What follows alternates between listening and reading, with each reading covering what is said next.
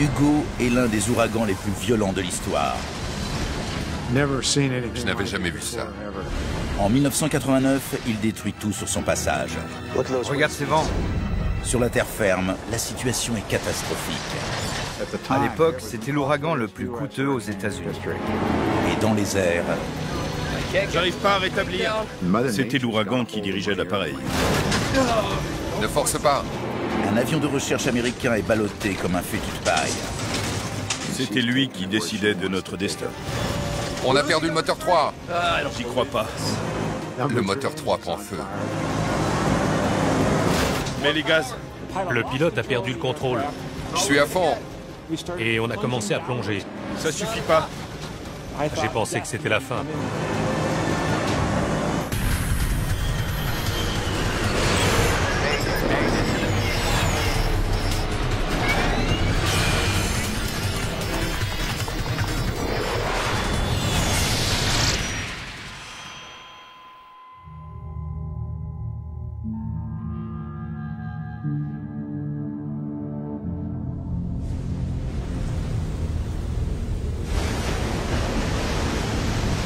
Le monde retient son souffle, tandis que l'ouragan Hugo traverse l'Atlantique.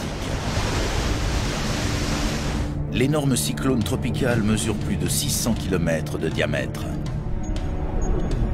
Il avance régulièrement vers les Caraïbes et menace de toucher terre dans moins de 2 jours. Sur plusieurs dizaines d'îles et le long de la côte est des États-Unis, les habitants se préparent au pire. Pendant ce temps, au-dessus de l'océan, les chasseurs d'ouragans entrent en action. J'ai un relevé de 95. Ils se dirigent droit vers l'œil du cyclone. Quand on approche d'un ouragan pour la première fois, on a toujours un peu d'appréhension. On se demande ce qu'on va trouver. Toutes les tempêtes ont une personnalité différente et la plupart du temps, elles ne sont pas très gentilles.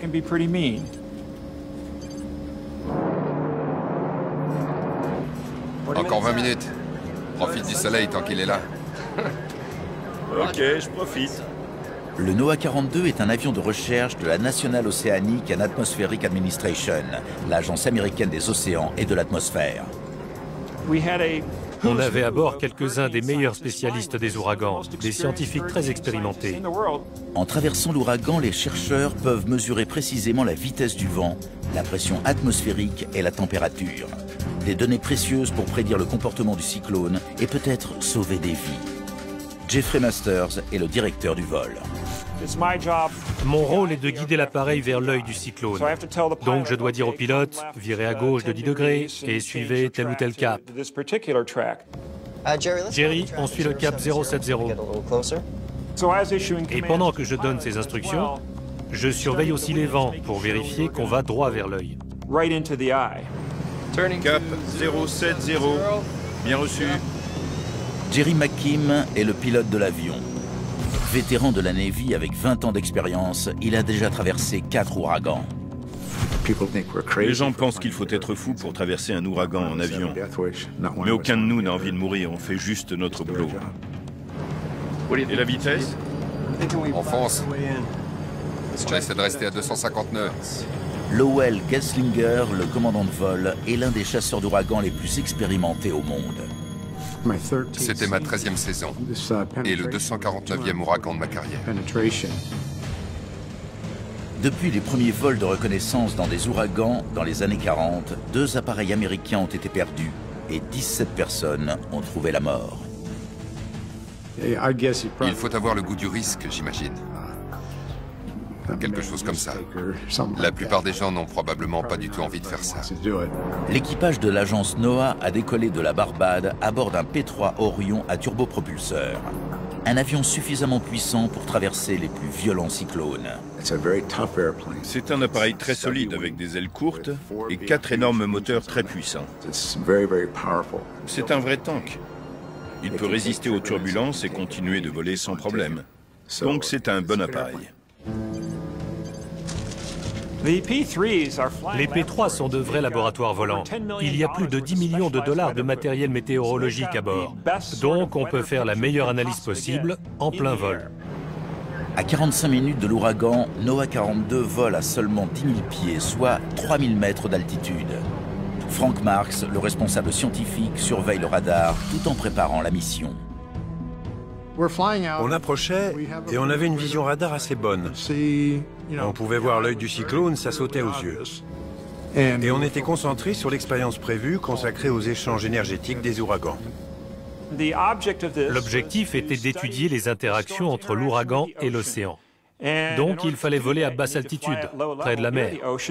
NOAA 42 va ainsi descendre à 1500 pieds, quelques 450 mètres d'altitude, avant d'entrer dans l'ouragan. À 30 minutes derrière NOAA 42, un C-130 de la réserve de l'armée de l'air se dirige lui aussi vers l'ouragan. Virage à gauche pour suivre Hugo, cap 066. On ne risque pas de le rater. Robert Katz est le navigateur. On nous avait dit que c'était un gros ouragan, ce qui est toujours excitant et angoissant à la fois. Les deux équipages vont travailler de concert à l'intérieur de l'ouragan pour évaluer précisément sa force. L'objectif étant d'estimer la dangerosité du cyclone lorsqu'il touchera terre. On reste sur ce cap, c'est tout bon. Notre appareil était le premier à entrer dans l'ouragan. Donc il y avait plus de risques parce que le seul moyen de connaître de façon certaine la force d'un ouragan, c'est d'y envoyer un avion. Au Centre national des ouragans à Miami, Miles Lawrence suit lui aussi le cyclone de près. Le météorologue doit décider du niveau d'alerte à mettre en place pour prévenir les populations concernées. J'avais beaucoup de choses à faire. Je reportais les données sur des cartes, je les rentrais dans l'ordinateur et j'essayais de faire mes prévisions. Les ouragans sont l'une des forces naturelles les plus destructrices. Leurs dégâts se chiffrent en milliards de dollars. Depuis 1983, ils font en moyenne 47 victimes par an aux États-Unis. En regardant une image satellite, on pouvait voir qu'il y avait quelque chose, mais on ne savait pas quelle force le phénomène allait atteindre. Une image satellite ne suffit pas pour ça. Il faut surveiller ça. On rentre, on regarde, on s'en va. Ça marche. Pendant le vol, NOAA 42 transmettra régulièrement des données au Centre national des ouragans. Il y a une liaison satellite. Et toutes les 30 secondes, les mesures de tous nos instruments sont transmises pour permettre au centre de suivre la progression de l'ouragan. L'équipage se prépare à la descente lorsque tout à coup, Ah, la vache! un instrument crucial tombe en panne. Le radar ventral ne marche plus. Je vais vérifier les branchements. L'appareil dispose de 2 radars embarqués afin de pouvoir naviguer dans le chaos du cyclone. Or, le plus important des deux a brusquement cessé de fonctionner. Jeff! Quel est le cap? Sans radar ventral, l'équipage vole partiellement à l'aveugle. Un instant, on vient de perdre le radar ventral. Le radar de nez est un radar de bande C, comme le ventral, mais avec moins de portée. Ok, j'arrive. Sans le radar ventral, on ne voyait plus le mur de l'œil. Essaye de régler ça, je vais parler au patron.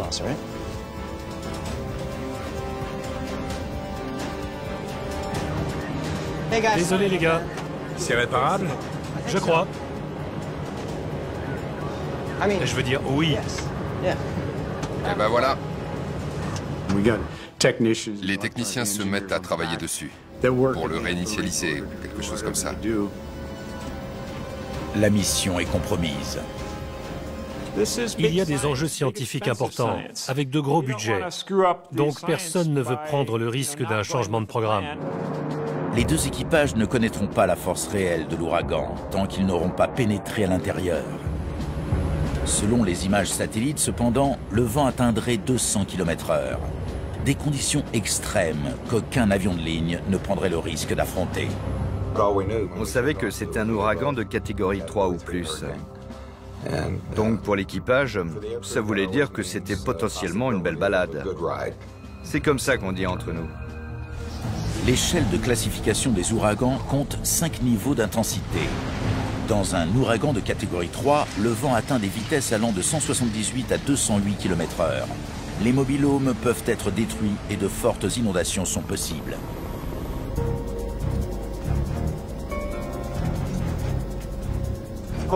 Il a fallu à peu près 20 minutes pour réparer le radar ventral. Et en attendant, on a tourné en rond.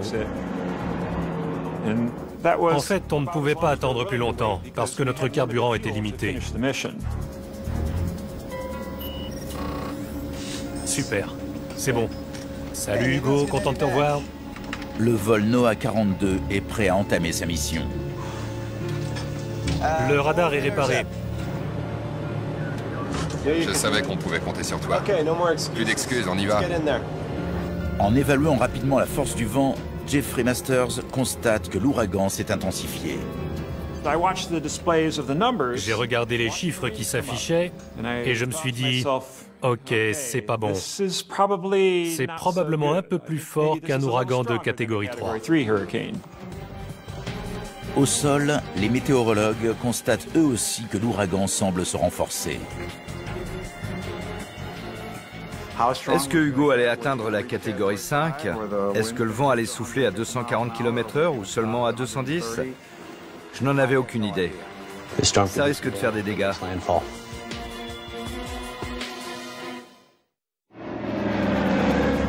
En approchant de l'ouragan, l'équipage du NOAA 42 se prépare pour sa mission. Pas d'objection? C'est bon? C'est bon. On y va. L'appareil doit pénétrer dans l'ouragan à une altitude de 1500 pieds seulement, soit 450 mètres. Les vents d'un ouragan sont à leur force maximale à basse altitude, dans ce qu'on appelle la couche limite planétaire. Donc 450 mètres ou 1500 pieds, c'est probablement l'endroit où le vent est le plus fort. 4000 pieds. Un vol à basse altitude donne des conditions d'observation idéales. C'est stable. Mais c'est aussi beaucoup plus dangereux. 3000. Plus on descend dans l'ouragan, et plus c'est violent. À 20 000 pieds, on peut toujours être secoué, mais c'est beaucoup moins violent qu'à 1000 ou 1500 pieds. La marge d'erreur est très réduite quand on est à 450 mètres d'altitude dans un ouragan. On risque de rencontrer des courants descendants qui peuvent entraîner l'appareil à 150 ou 300 mètres sans que le pilote puisse faire quoi que ce soit. Lowell, on est emporté. Le radar ventral permet de naviguer en fonction du vent. Il faut virer de 10 degrés à gauche. Bien reçu. Cap 080. Cap 080, tout de suite. Le NOAA 42 va entrer dans l'ouragan à 1500 pieds, suivi du C-130 de l'armée de l'air qui vole lui beaucoup plus haut, à 10 000 pieds, 3000 mètres d'altitude. Il nous précédait de 30 ou 45 minutes environ. NOAA 42, ici Teal 57. Veuillez confirmer votre altitude actuelle à 1500 pieds. On entre toujours en contact avec les appareils de la NOAA pour coordonner nos mouvements. Teal 57, ici NOAA 42. Nous arrivons bien à 1500 pieds. Bien sûr. Mesdames et messieurs, veuillez attacher vos ceintures et relever vos tablettes. Phase 1. En phase 1, l'équipage doit se préparer à de fortes turbulences. Il faudra 20 minutes pour franchir le mur externe de l'ouragan et les vents n'auront de cesse de s'intensifier jusqu'à la zone calme dans l'œil du cyclone. J'étais tendu à l'approche d'Hugo, c'est sûr. C'était un gros ouragan très puissant.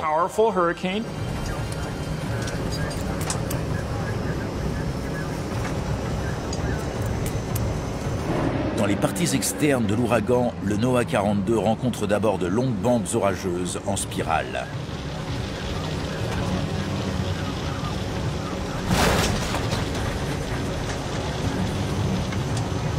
Ça va secouer. Tout de suite, il commence à faire sombre et la pluie frappe le fuselage. Sur le hublot, on peut voir des gouttes de pluie et le bout des ailes qui monte et qui descend. Mais on ne voit pas très loin, on est dans une sorte de cocon gris. Dis donc, c'était violent. L'appareil était secoué avant même qu'on arrive au mur de l'œil. Pas au point de perdre le contrôle, mais on était secoué. Lowell Genslinger prête main forte à Jerry McKim.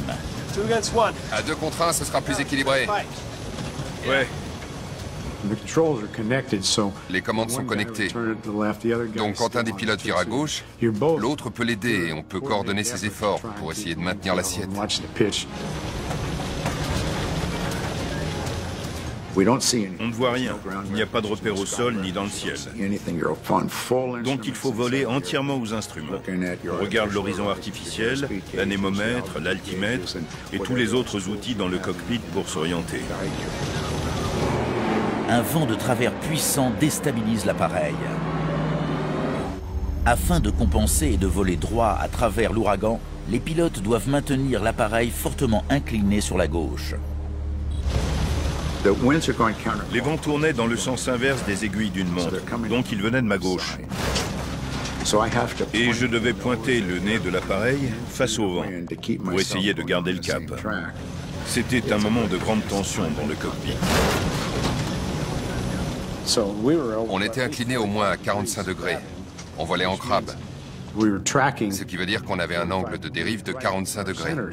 Donc il faut oublier où le nez de l'appareil est pointé. Il faut penser uniquement à l'angle de dérive. Lowell, il faut virer à gauche. De 5 degrés. Bien reçu. 5 degrés à gauche. Vas-y doucement. Il pleuvait très fort et le vent était ascendant. Malgré les conditions difficiles, l'équipage continue de recueillir des données sur l'ouragan.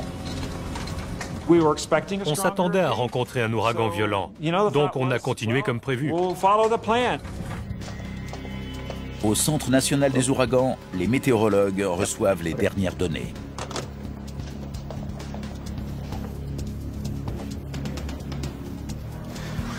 Regarde-moi ces vents. La vitesse du vent a augmenté et la pression a chuté, ce qui indique clairement une intensification de l'ouragan. Il va passer en 5. On s'attendait à un ouragan de catégorie 2 ou 3, mais à ce moment-là, Hugo était presque de catégorie 5. À bord du NOAA 42, Jeffrey Masters arrive à la même conclusion. J'espère vraiment que je me trompe quelque part. Depuis le début des observations, il y avait eu un seul ouragan de catégorie 5 aussi loin à l'est. Et je n'avais jamais traversé un ouragan si puissant à si basse altitude. Un ouragan atteint la catégorie 5, la plus élevée, lorsque les vents soutenus dépassent les 250 km/h. Lorsqu'ils touchent terre, ces cyclones peuvent arracher des bâtiments de leur fondation. Pour un pilote, traverser un tel monstre est l'épreuve ultime. J'ai eu ma dose. Jerry McKim sait qu'il n'a pas le choix. On ne fait jamais demi-tour une fois qu'on a décidé d'y aller. Le vent de travers puissant l'oblige à rester incliné et l'appareil risque de piquer vers l'océan. Je devais pointer le nez de plus en plus à gauche parce que le vent se renforçait. Laisse l'avion aller où il veut. Mais il ne sait pas où il veut aller. Tout à coup, l'appareil s'incline dangereusement vers la droite. Je n'avais jamais vu ça. Il y a eu un énorme bruit et tout l'appareil a commencé à trembler. Je me suis dit que c'était peut-être la fin.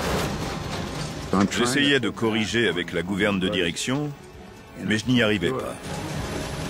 J'arrive pas à rétablir. Ne force pas.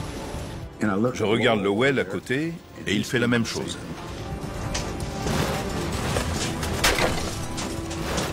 Les soudaines turbulences sèment le chaos dans la cabine. Le canot de survie de 100 kg s'est détaché. Il y avait des couteaux et des fourchettes qui volaient. C'était une situation extrêmement dangereuse. On descendait en virage incliné. Et la seconde d'après, un voyant d'alerte s'allume. Incendie du moteur 3. On a perdu le moteur 3. J'y crois pas. Le moteur 3 a pris feu. J'ai pensé, ça doit être comme ça quand on se fait tirer dessus au combat et qu'on risque de mourir. Des idées? Pas beaucoup. Avec un moteur en feu, l'avion perd rapidement de l'altitude. Il y avait de grandes flammes qui sortaient du moteur. Il faut le couper. Go. Si les pilotes ne coupent pas le moteur rapidement, les flammes risquent de se propager. La poignée d'arrêt d'urgence. Lorsque cette commande est actionnée, le moteur ne reçoit plus de carburant.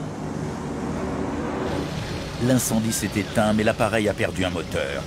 Il reste dangereusement incliné et perd toujours de l'altitude. Mets les gaz. On accélérait parce qu'on descendait et on était plein gaz. Donc on avait de quoi s'occuper. Mets les gaz. C'est à fond. On est plein gaz. Ça suffit pas. Le pilote a perdu le contrôle de l'appareil et on a piqué vers l'océan.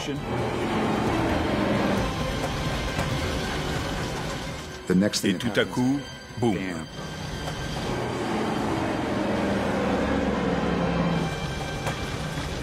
On est dans l'œil. Dieu merci. Ça va beaucoup mieux. L'appareil endommagé a frôlé la catastrophe. Mais dans l'œil du cyclone, la sécurité est toute relative. Un soupir de soulagement. Bon, et maintenant? Dans l'œil, le ciel est calme. Il faut grimper. Ouais. Et le NOAA 42 doit absolument regagner de l'altitude. L'océan n'est plus qu'à 300 mètres. On ne pouvait pas faire d'amérissage. Les vagues faisaient 20 mètres de haut. Personne n'avait envie de s'y risquer. Donc on se demandait comment on allait s'en sortir. Le seul moyen de sortir de l'ouragan, c'est de le traverser à nouveau. Mais avec 3 moteurs et à si basse altitude, les risques sont trop grands. Personne n'avait jamais survécu à une telle situation. Il faut monter à 6000. Leur seul espoir est de sortir de l'œil à haute altitude, là où les vents sont moins forts. Mais avec 3 moteurs seulement et un réservoir plein, l'appareil peine à grimper. Je pensais qu'on avait une chance sur 3 de ne pas s'en sortir. Il y a un autre problème. L'œil du cyclone mesure moins de 20 km de diamètre. Si l'appareil ne vire pas rapidement, il va de nouveau s'engouffrer dans les turbulences. Il fallait prendre une décision sur le champ pour commencer à tourner. Parce que si on rentrait à nouveau dans le mur de l'œil, c'était la fin. À l'intérieur de l'œil, le NOAA 42 commence à lentement monter en spirale. Cependant, l'ouragan continue de se déplacer et il faut constamment corriger la trajectoire. 2 degrés au nord-ouest. Bien reçu.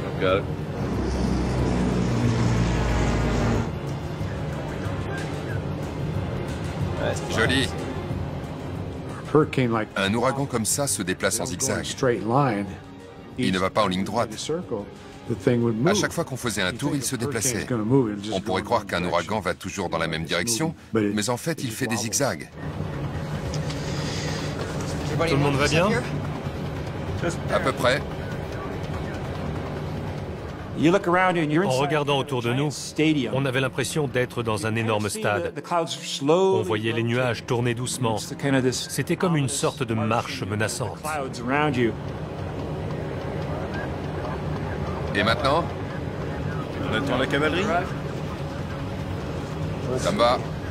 Cette stratégie permet à l'équipage de gagner du temps. Le problème, c'est qu'on ne savait pas dans quel état était l'appareil. Est-ce qu'il y avait des dégâts structurels? On ne pouvait rien y faire, mais on se posait la question. L'équipage ignore également si l'ouragan va continuer de se renforcer. Si la vitesse du vent continue d'augmenter, le NOAA 42 risque d'être pris au piège.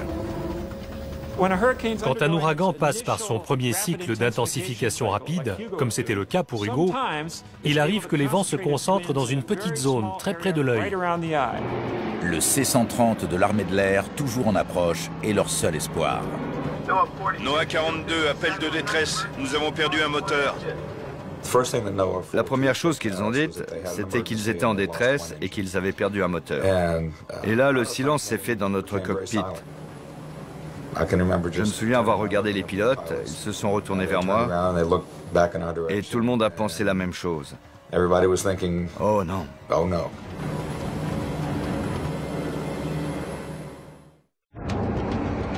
Le C-130 vole à pleine vitesse en direction de Hugo. NOAA 4-2, on arrive. L'équipage est déterminé à venir en aide aux chasseurs d'ouragans. Les possibilités étaient limitées. On était dans deux appareils différents et on ne pouvait pas faire comme dans James Bond, les évacuer un par un. Donc on était inquiets. Pendant ce temps, Lowell Gatzlinger repère un autre problème, potentiellement grave. C'est pas vrai. Le moteur 4 a un problème aussi. Tu rigoles? C'était une deuxième situation d'urgence. Une bande de caoutchouc se balance devant l'un des trois moteurs encore en état de fonctionnement. Cette gaine de dégivrage est conçue pour empêcher l'hélice de se couvrir de glace, mais elle s'est détachée. Si jamais elle est aspirée dans l'entrée d'air du moteur, la situation risque de basculer. Si on était obligé de couper ce moteur-là aussi, c'était la catastrophe. La perte de deux moteurs du même côté signerait la fin des derniers espoirs. Traverser le mur de l'œil avec deux moteurs est impossible. Lorsque le C-130 arrivera à son tour dans l'œil du cyclone, il pourra peut-être s'approcher suffisamment pour évaluer les dégâts. Teal 5-7, je ne sais pas si on va pouvoir grimper avec trois moteurs. Vous pourriez descendre jusqu'à nous? NOAA 4-2, on arrive. Ils avaient l'air assez calmes, mais personnellement j'étais troublé, comme le reste de notre équipage. Mais ils essayaient de garder leur sang-froid. Une décision critique doit être prise. On est trop lourd. On fait un largage? Larguer du carburant permettra de grimper plus rapidement. Mais s'ils vident trop les réservoirs, ils ne pourront pas revenir à la Barbade à plus de 500 km de là. Je crois qu'on pourrait larguer 15 000 livres. On va pas faire de tourisme sur le chemin du retour. Largage carburant. Ok les gars, éteignez tout le matériel. Il faut que tout soit éteint. Tout.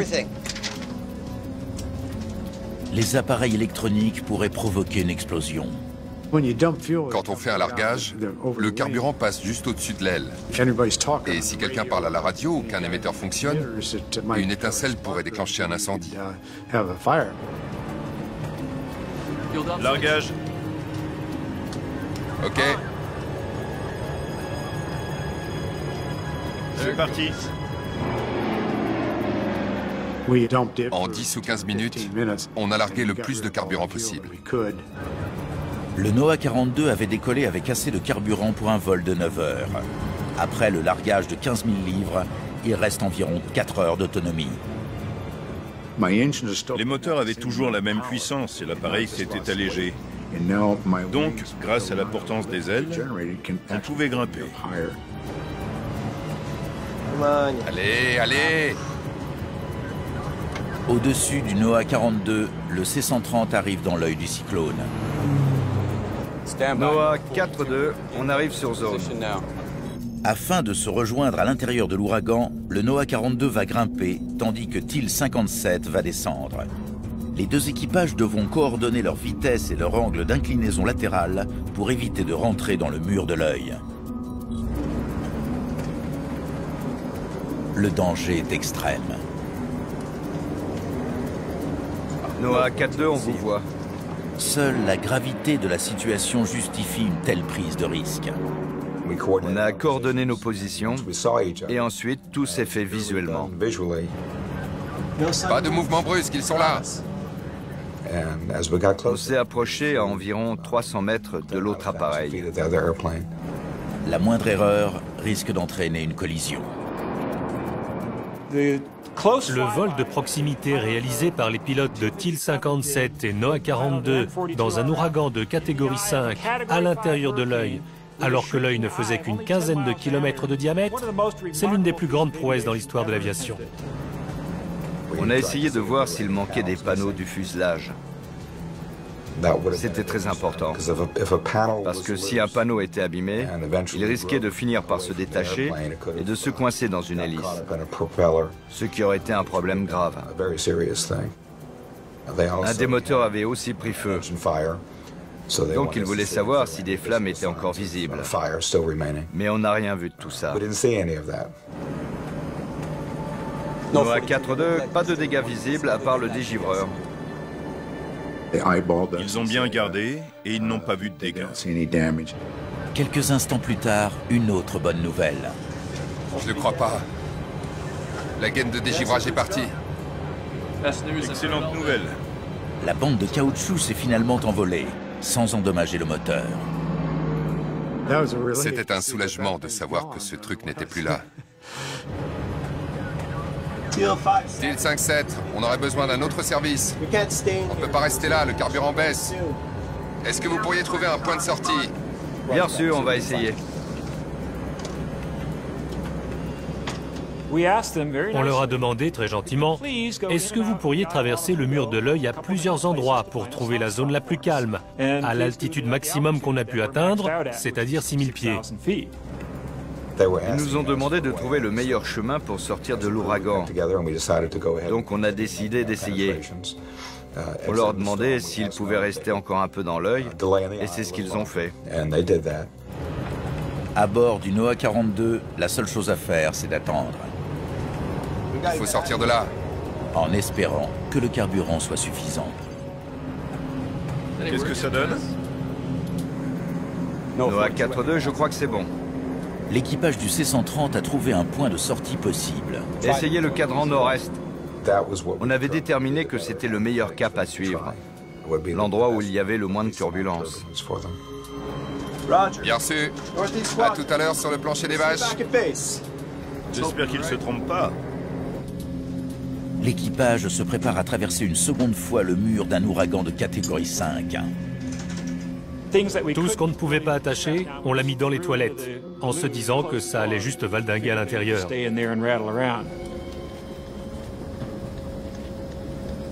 Le plus dangereux, c'était les turbulences au moment de retraverser le mur de l'œil. Le Noah 42 va tenter de sortir de l'ouragan à 6000 pieds, soit 1800 mètres, en espérant qu'à cette altitude, les vents seront moins violents. Phase 1. À ce moment-là, on n'avait plus vraiment le choix. Il ne restait plus beaucoup de carburant et le pilote a dit « Phase 1, mettez vos ceintures, on va sortir de l'œil ».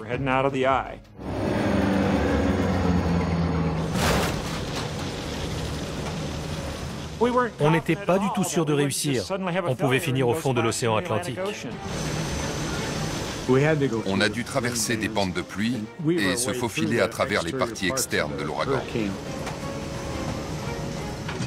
On était très inquiets pendant le vol de retour.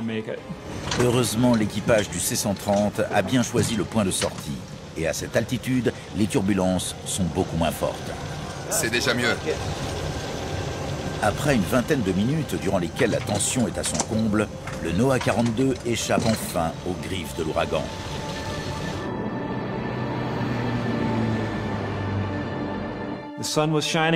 Le soleil brillait au-dessus de nous et j'ai dit « Alléluia, on rentre à la maison ». Ah bon sang.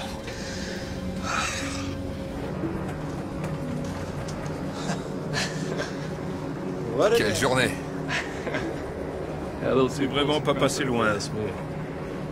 Steel 5-7, on est sorti. Grâce à vous. Pas de problème. On se retrouve à la base. Après cette rude épreuve, Jerry McKim et Lowell Genslinger ramènent l'appareil à la Barbade sans incident.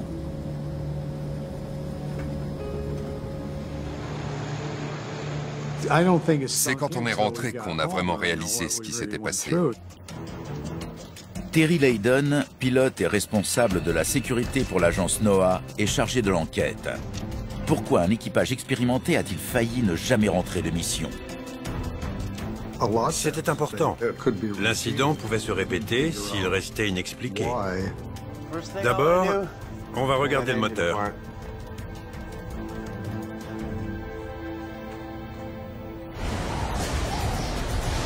Du 17 au 22 septembre, Hugo ravage successivement la Guadeloupe, Sainte-Croix, Porto Rico et enfin Charleston en Caroline du Sud. Aux États-Unis, les dégâts sont évalués à plus de 9 milliards de dollars et on compte 49 victimes. Un bilan qui aurait pu être plus lourd encore si les chasseurs d'ouragans n'avaient pas donné l'alerte et correctement prévu la trajectoire du cyclone. Phase 1. Le NOAA 42 avait traversé des dizaines d'ouragans sans incident. Allez, c'est parti.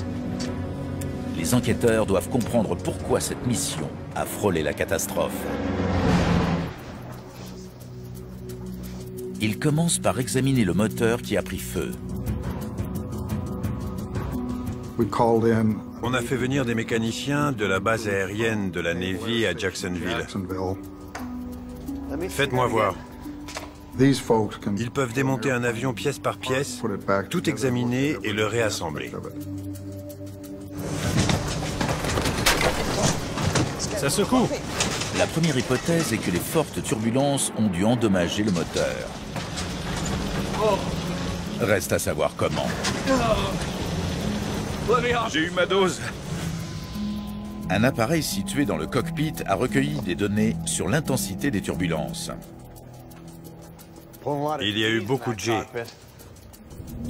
L'accéléromètre utilise des capteurs pour détecter les mouvements de l'appareil et ainsi calculer les contraintes auxquelles il est soumis. J'arrive pas à rétablir. Ne force pas.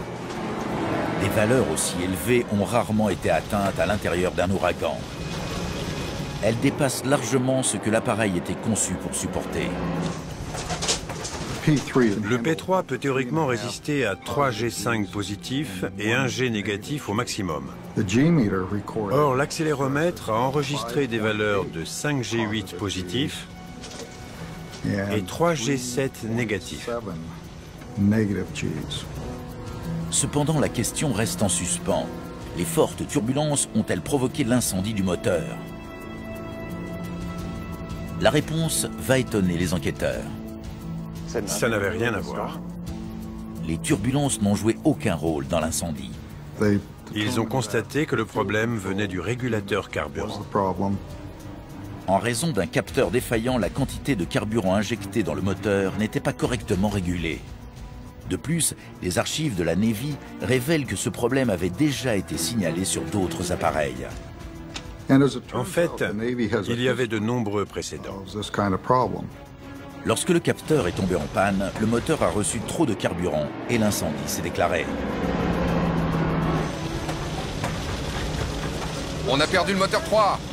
J'y crois pas.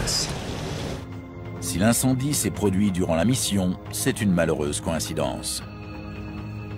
Cela aurait pu se produire au décollage ou à l'approche de l'ouragan. Il faut le couper. Ok. N'importe quand. Ce qui est incroyable, c'est que la panne s'est produite au pire moment. La poignée d'arrêt d'urgence.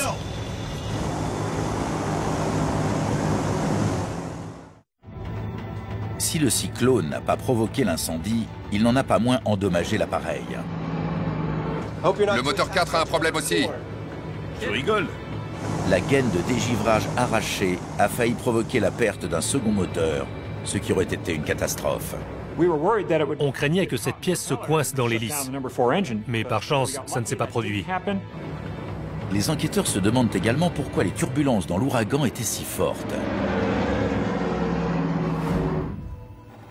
Les données scientifiques recueillies par le vol leur fournissent la réponse. Impressionnant.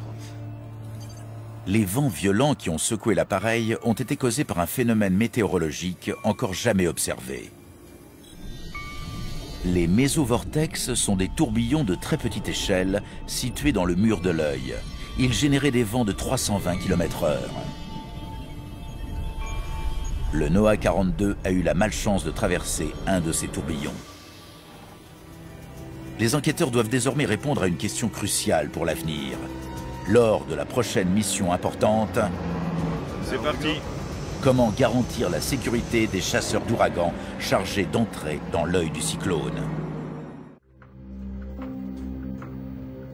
L'équipage est débriefé individuellement. La mission précédente s'était très bien passée. On ne pensait pas à ce qui pouvait arriver. On a pris des décisions en fonction de nos expériences précédentes et de nos connaissances. On ne s'attendait pas à quelque chose d'inattendu. Le radar ventral est tombé en panne rapidement. La vache! Le radar ventral ne marche plus. La panne de radar a laissé moins de temps à l'équipage pour évaluer l'ouragan et a augmenté le stress de la situation. Avec le recul, Jeffrey Masters, le directeur du vol, pense que certains risques auraient pu être évités. Phase 1. À basse altitude, il ne faut pas avoir un réservoir plein. On est trop lourd. On fait un largage? Au début d'une mission, avec un réservoir plein, les ailes subissent plus de contraintes. Je crois qu'on pourrait larguer 15 000 livres. Il est plus logique d'entrer dans l'ouragan à haute altitude et de descendre plus tard, quand on a moins de carburant. On rentre, on regarde, on s'en va. Ça marche. Ils ont fait de leur mieux pour remplir les objectifs scientifiques. On avait décidé de faire le travail à basse altitude en premier, pour que tout le monde soit bien frais. C'est stable. Il faut parfois un peu plus de prudence.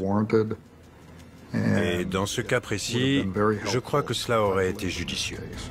Après cet incident, l'agence NOAA modifie ses procédures de sécurité.